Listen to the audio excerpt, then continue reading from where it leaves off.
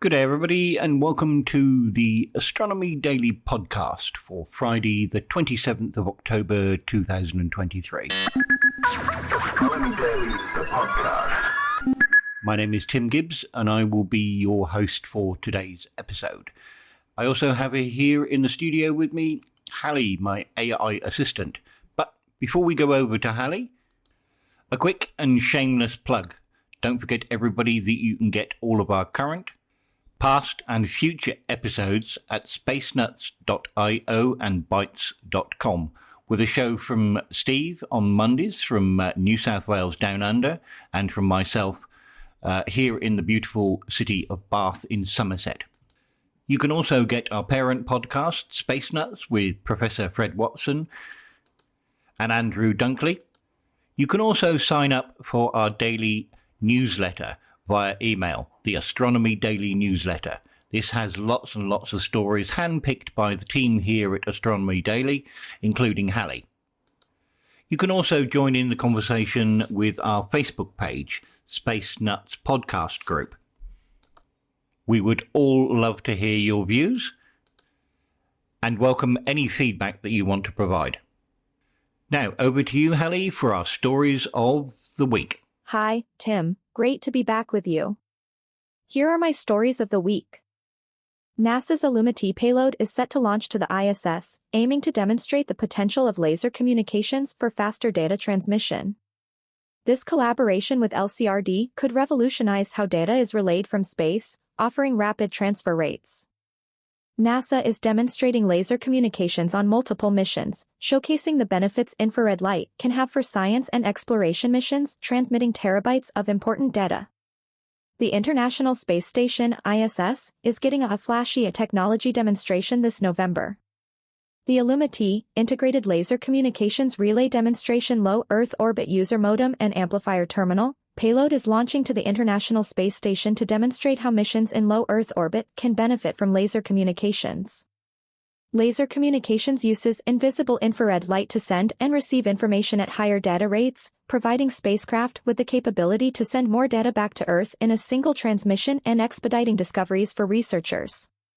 Managed by NASA's Space Communications and Navigation (SCAN) program, Illumity is completing NASA's first bidirectional, end-to-end laser communications relay by working with the agency's LCRD, Laser Communications Relay Demonstration.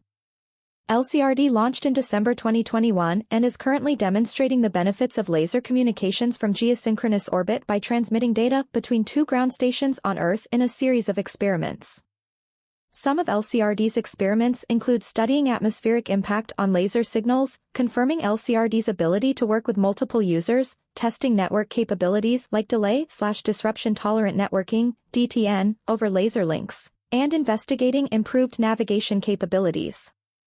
Once Illumity is installed on the space station's exterior, the payload will complete NASA's first in-space demonstration of two-way laser relay capabilities.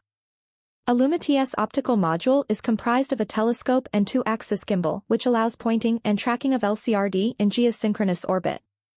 The optical module is about the size of a microwave and the payload itself is comparable to a standard refrigerator.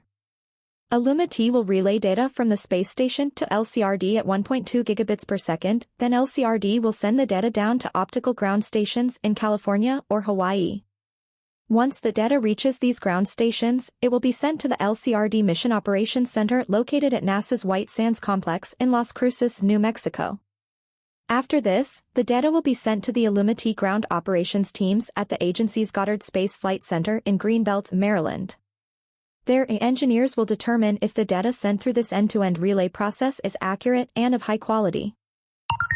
A recent study published in Nature investigates recent observations from NASA's James Webb Space Telescope, JWST, and ground-based telescopes of heavy elements within the ejected material of a recent gamma-ray burst, GRB, classified as GRB 230307A, that was likely produced by a kilonova, with GRB 230307A being designated as the second brightest GRB ever detected. The heavy element in question is the chemical element tellurium, which is classified as a metalloid on the periodic table.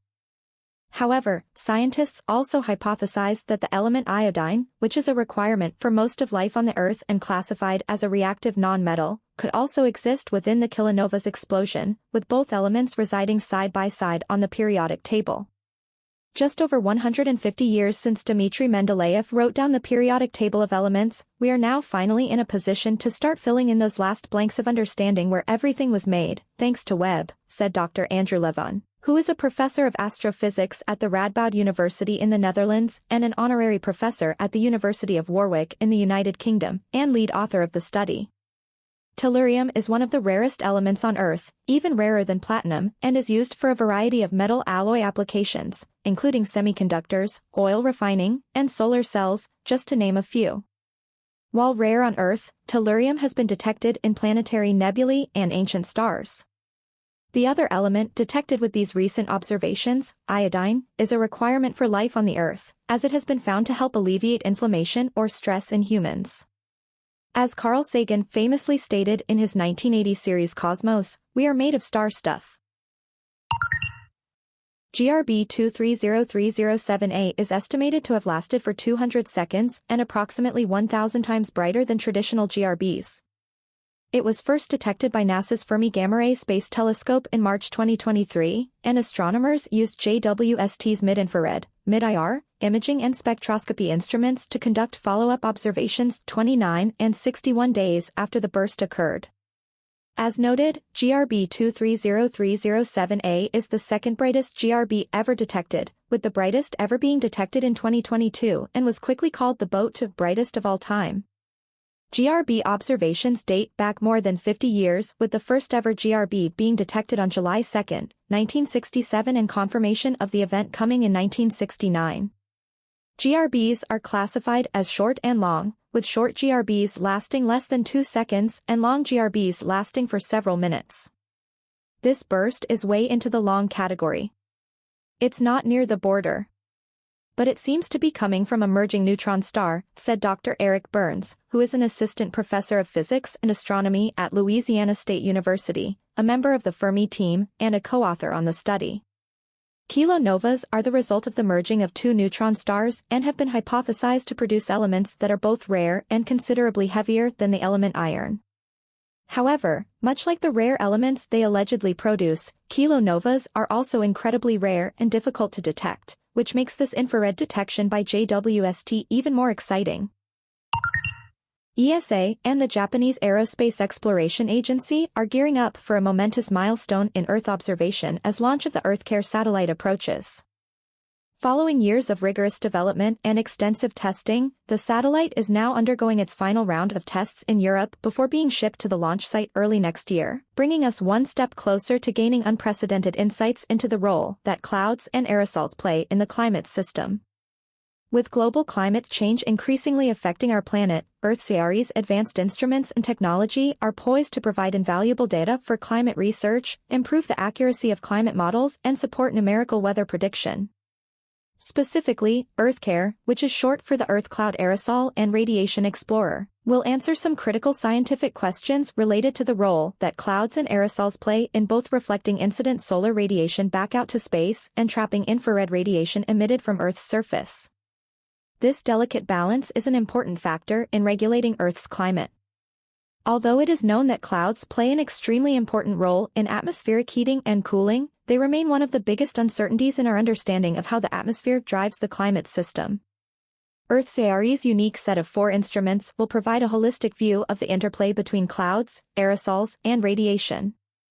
Its cloud profiling radar will provide information on the vertical structure and internal dynamics of clouds. Its atmospheric LiDAR will provide cloud top information and profiles of thin clouds and aerosols. Its multispectral imager will provide a wide scene overview in multiple wavelengths. And its broadband radiometer will measure reflected solar radiation and outgoing infrared radiation.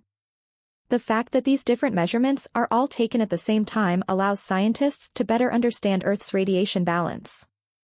Now back to you, Tim. Thanks for those great stories, Hallie. Now, something I'd quickly like to mention. The director Nathaniel Kahn has brought the James Webb Space Telescope to IMAX with a movie called Deep Sky.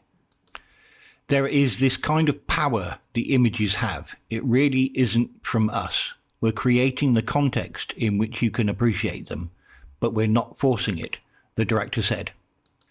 And from a purely personal point of view, it is an absolutely amazing movie, and I would encourage everybody to go and see it when it's available in your area.